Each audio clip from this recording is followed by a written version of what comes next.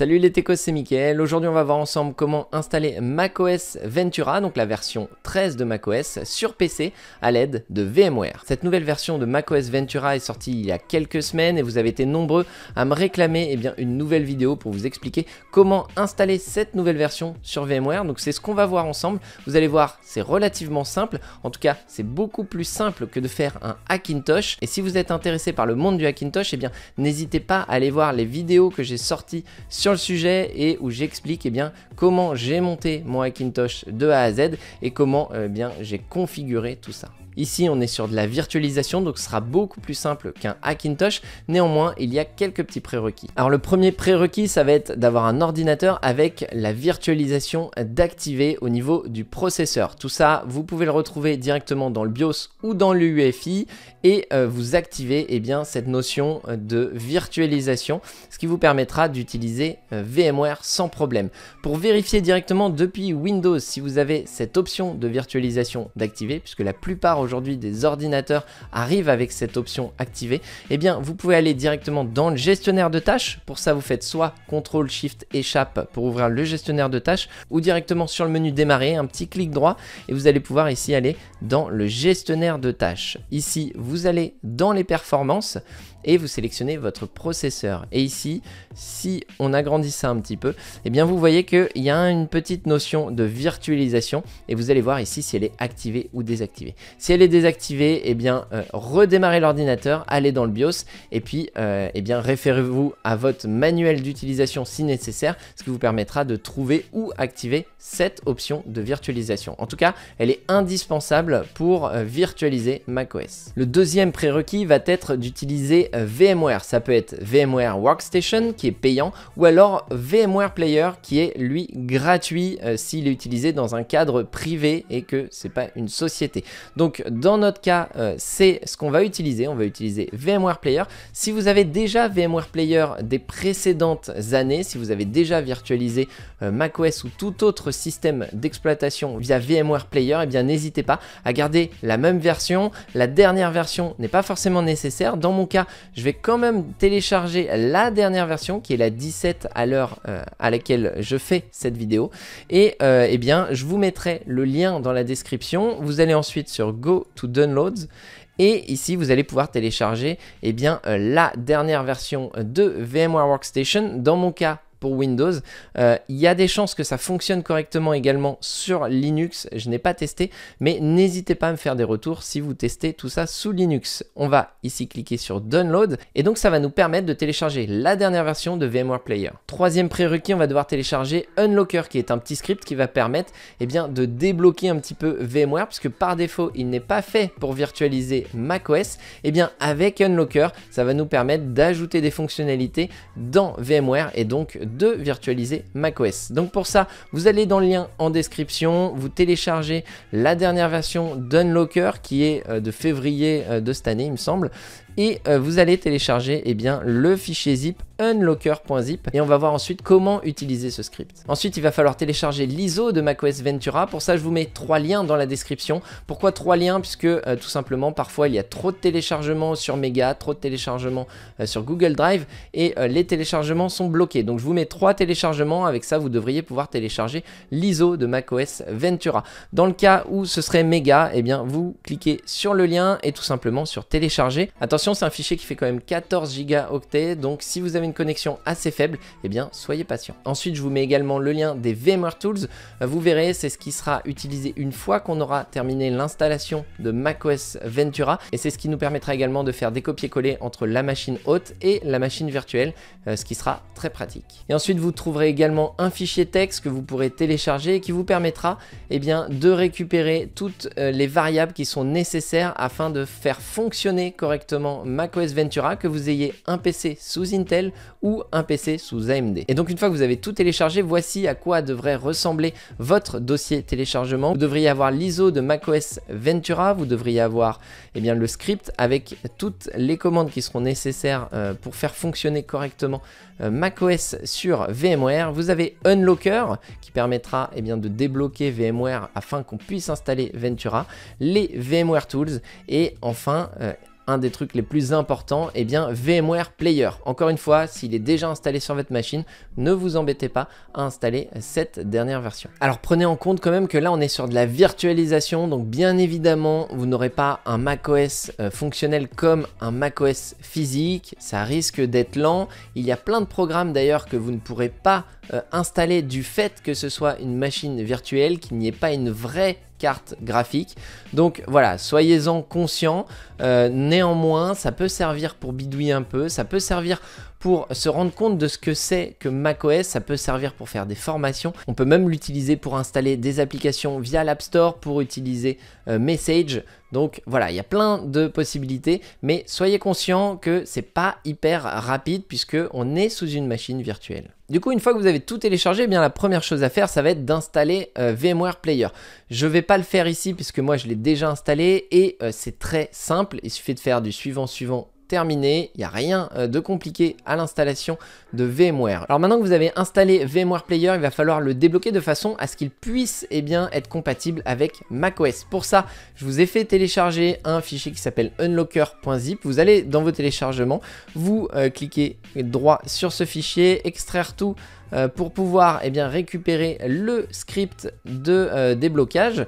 Et ici, hop, sur notre fenêtre ici, vous allez faire un clic droit sur WinInstall et vous allez cliquer sur exécuter en tant qu'administrateur. Ici, si vous avez le smart screen de Microsoft Defender, vous cliquez sur informations complémentaires et vous cliquez sur exécuter quand même. Et ça va nous permettre de télécharger tout ce qui est nécessaire pour faire fonctionner correctement VMware avec macOS. Et donc une fois que la fenêtre s'est fermée, VMware est maintenant compatible avec macOS. Vous allez le voir dans la suite de cette vidéo. Si jamais pour une raison X ou Y vous souhaitez désinstaller cette fonctionnalité, vous allez sur Win Uninstall, vous faites clic droit et exécuter en tant qu'administrateur et ça désinstallera Unlocker pour VMware. On va maintenant lancer VMware, donc vous pouvez le retrouver directement dans vos applications ou alors vous utilisez comme d'habitude la barre de recherche et vous tapez VMware pour pouvoir lancer votre version de VMware Player.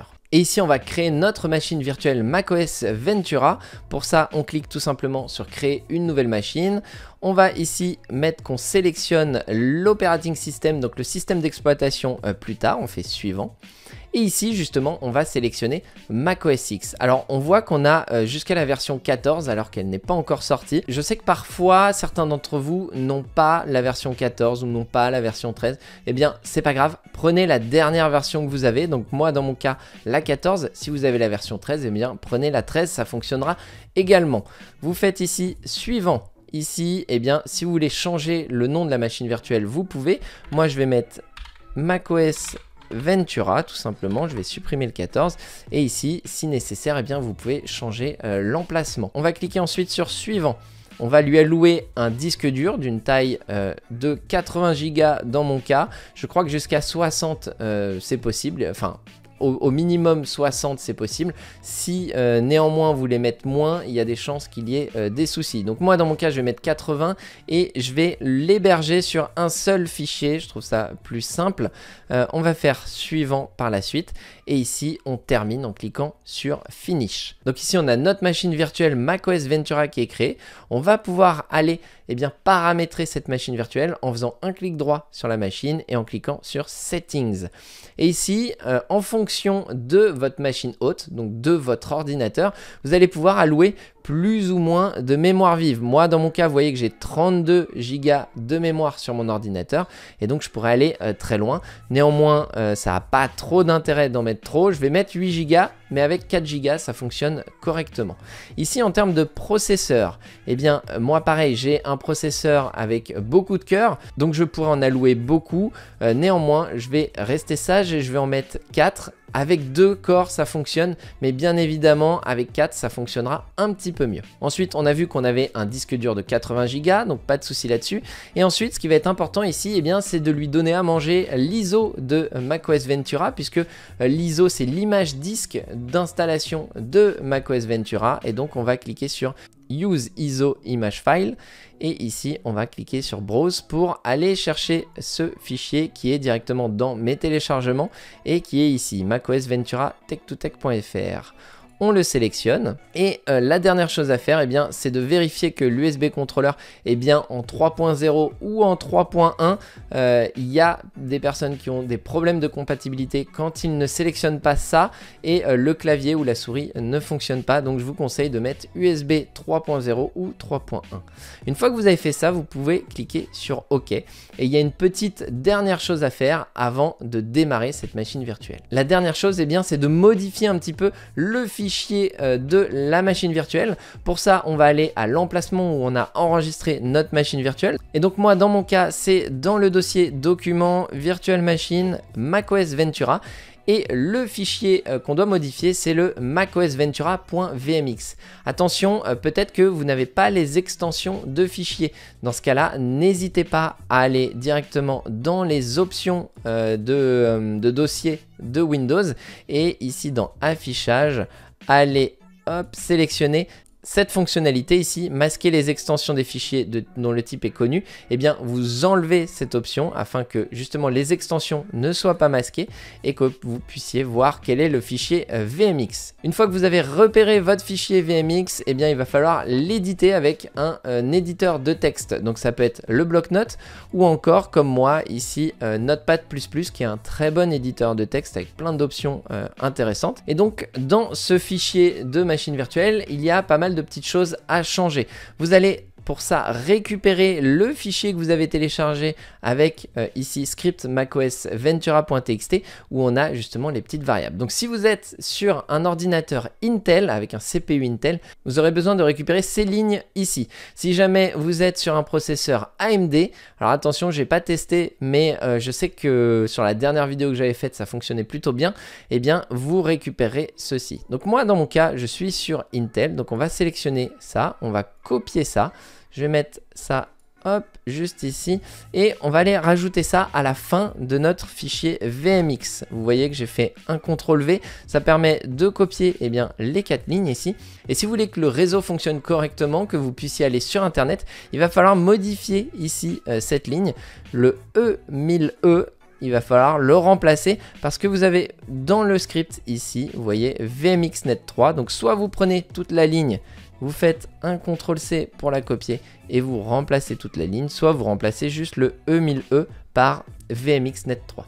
Une fois que vous avez fait ça, eh bien vous enregistrez le fichier et vous êtes prêt à démarrer votre nouvelle machine virtuelle macOS Ventura. Donc pour ça, tout simplement, eh bien, on sélectionne la machine virtuelle, on clique sur démarrer et c'est à ce moment-là qu'on devrait voir si notre machine virtuelle est fonctionnelle ou non. Si vous avez des problèmes, eh bien, n'hésitez pas à utiliser les commentaires et pendant que ça charge, eh bien, n'hésitez pas à vous abonner à la chaîne et n'hésitez pas à activer la cloche si vous voulez être sûr de ne rien louper et notamment, eh bien, si c'est les vidéos sur VMware et macOS qui vous intéressent, eh bien, tous les ans, j'en sors une ou deux, donc n'hésitez pas à activer la cloche pour être sûr de ne rien louper. Voilà, on est maintenant eh bien, sur l'installation de macOS, donc on va sélectionner notre langue. Moi, en l'occurrence, c'est le français. On fait suivant. Il va être maintenant nécessaire de formater notre disque virtuel. Vous inquiétez pas, hein, ça ne formate pas votre ordinateur, juste la machine virtuelle. Et pour ça, on va utiliser l'utilitaire de disque. On double-clique dessus. Et on va sélectionner eh bien, notre disque dur virtuel. Donc c'est celui-ci. On voit qu'il fait bien 80 Go environ. Et on va cliquer sur effacer, ce qui va nous permettre de le formater au format APFS, donc le format Apple. On va ici mettre le nom de notre disque. Donc moi en l'occurrence macOS Ventura. Je fais effacer ici. Ça devrait prendre quelques secondes. On fait OK, on va pouvoir fermer l'utilitaire et cette fois on va pouvoir passer à l'installation de macOS Ventura. Pour ça, on double-clique sur installer macOS Ventura, on clique sur continuer. Ici, on va accepter le contrat de licence. Hop, on accepte tout ça. On sélectionne maintenant notre disque fraîchement formaté et on clique sur continuer. Et là, il va falloir être patient puisque en fonction de la puissance de votre ordinateur et notamment parce que c'est une machine virtuelle, ça peut être très long. En général, c'est entre 20 et 30 minutes sur mon ordinateur. Donc voilà, soyez patient, il va y avoir plusieurs redémarrages et au bout d'un moment, eh bien, vous tomberez sur la personnalisation de macOS, c'est que vous aurez réussi et que macOS Ventura sera correctement installé sur VMware. Donc pendant ce temps-là, si vous ne me connaissez pas, eh bien, n'hésitez pas à aller voir toutes mes anciennes vidéos, n'hésitez pas à vous abonner si ce n'est pas encore fait et je vous retrouve juste après l'installation de macOS Ventura. Ok, donc ça y est, c'est terminé, ça a mis une trentaine de minutes. On va ici pouvoir maintenant sélectionner notre pays, donc on va taper F, ça devrait pouvoir nous permettre de prendre la France. Alors on voit ici déjà que c'est pas hyper fluide, j'ai connu plus fluide, mais on verra qu'avec les VMware Tools ça permet justement de fluidifier tout ça.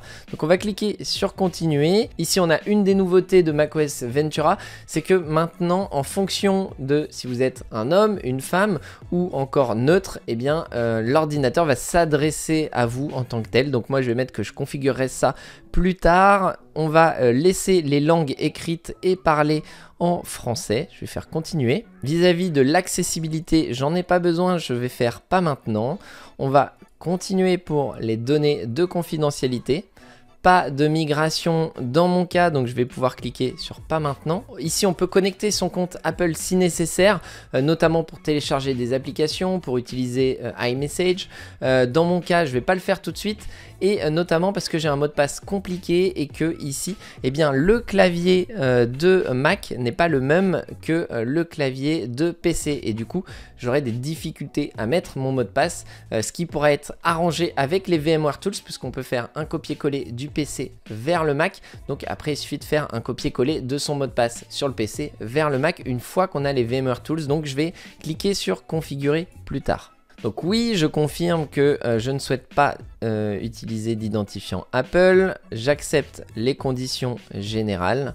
Et ici, je vais mettre mon nom d'utilisateur. Donc moi, ce sera Tech2Tech. Le mot de passe administrateur. Je clique sur continuer. Ici, je n'active pas le service de localisation. Je n'en ai pas besoin. Donc ne pas utiliser. On va sélectionner notre fuseau horaire.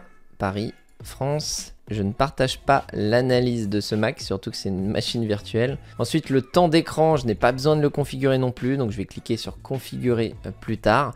Et ici, on peut choisir notre style, donc clair, sombre ou automatique. Je vais mettre automatique, comme ça changera en fonction de l'heure. On va faire continuer. Et donc ça y est, on est sur macOS Ventura. Il reste encore 2-3 petits trucs, mais globalement, vous voyez que eh bien, on a terminé d'installer cette machine virtuelle et ça fonctionne plutôt bien. Il n'y a pas de soucis particuliers. Si on regarde à propos de ce Mac, on va découvrir qu'on est sur un MacBook Air, qu'on a bien 8 Go de RAM, donc c'est ce que j'ai attribué à la machine virtuelle. Par contre, on a 3 mégaoctets pour la partie graphisme, donc c'est clairement très peu, trop peu pour faire fonctionner correctement le Mac. Mais vous allez voir qu'avec l'installation des VMware Tools, on va pouvoir améliorer un petit peu ça. Mais par contre, j'ai jamais trouvé de solution pour améliorer grandement ça et pour aller au-delà des 128 mégas qu'on va avoir avec les VMware Tools, à part avoir un Hackintosh, en tout cas via de la virtualisation via VMware. A priori, c'est pas possible, donc c'est pas grave, on va tout de même installer les VMware Tools, ce qui va nous permettre eh bien, d'améliorer tout ça. Pour ça, on va éjecter l'ISO qu'on a maintenant, donc l'ISO de l'installation de macOS Ventura. Donc on clique droit, éjecter. Donc tout à l'heure, je vous ai fait télécharger les VMware Tools, et bien c'est le moment de l'utiliser. Pour ça, vous allez dans Player, ici Removable Devices, et dans CD DVD, vous allez cliquer sur Settings. Ici, c'est ce qui va nous permettre d'émuler d'autres CD, d'autres DVD. Et donc là, en l'occurrence, eh bien, c'est le CD des VMware Tools. Donc toujours dans mes téléchargements, je sélectionne VMware Tools. Je reconnecte le lecteur CD DVD. Je fais OK. Et on devrait avoir voilà, les VMware Tools qui sont proposés pour être installés. Et donc, on double-clique tout simplement sur Installation de VMware Tools. On clique sur Continuer. On lance l'installation et là, il va falloir mettre le mot de passe qu'on a sélectionné tout à l'heure à l'installation, à la configuration de macOS. Et donc là, il nous dit, oula, attention, il y a plein de pop-up qui nous dit l'extension système est bloquée.